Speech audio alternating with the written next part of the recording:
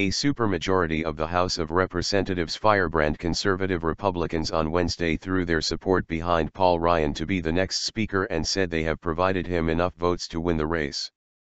About two-thirds of the approximately 40 House Freedom Caucus members voted to back Ryan for Speaker if he formally enters the contest, according to the Republican lawmakers who emerged from a closed-door session to discuss Ryan's fate.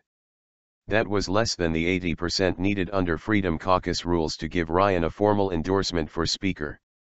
Nonetheless, Ryan may have secured just enough votes, when combined with other Republican lawmakers, to narrowly win the speakership, replacing retiring Speaker John Boehner, several of the conservative lawmakers said. Ryan, in a statement, called the support from a supermajority of the conservative Freedom Caucus a positive step toward a unified Republican team. He said he also looked forward to hearing from two other House Republican groups by the end of the week. Both are expected to back him. Republicans are scheduled to vote on nominating a new Speaker on October 28, followed by a vote by the full House on October 29. The bottom line is if he, Ryan, wants to be Speaker, he's got the votes as of tonight, said Representative Mick Mulvaney, a member of the Freedom Caucus who voted for Ryan. A Ryan spokesman said Ryan was not yet ready to announce his candidacy for Speaker because he still had to hear from other Republican groups on whether they would support him. But those groups' support was expected and that could clear the way for the 2012 Republican vice presidential candidate and current chairman of the House's Tax Writing Ways and Means Committee to formally announce by week's end that he is seeking the speakership. Late on Tuesday, Ryan said he would pursue the top House job if his fellow Republicans united behind him.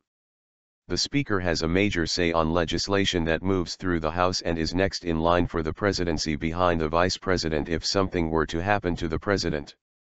Ryan also laid down a series of conditions he wanted to extract from rank-and-file Republicans, including a rules change that would make it more difficult for individual House members to force a vote to oust the Speaker.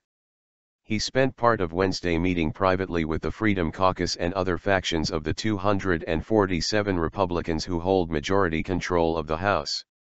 The Freedom Caucus issued a statement praising Ryan as a policy entrepreneur who has developed conservative reforms dealing with a wide variety of subjects. It said he had promised to advance limited government principles and decentralize power to members. While no consensus exists among members of the House Freedom Caucus regarding Chairman Ryan's preconditions for serving, we believe that these issues can be resolved within our conference in due time, the statement said. The Republican Party infighting, which has been on the boil even before Boehner's retirement announcement last month, has overshadowed a stark deadline Congress faces. If Congress fails to increase the federal government's statutory debt limit by November 3, the Treasury Department has warned of possible catastrophic consequences that could lead to a historic default. A default, which Boehner wants to avoid before he leaves office, could shake financial markets and the economy, but the Republican-controlled Congress had no clear plan yet to prevent it. For now, the House Republican leadership has not settled on when it would vote to raise the debt limit or what would be in a bill dealing with it. "We're talking a lot about it right now," House Majority Leader Kevin McCarthy told Reuters.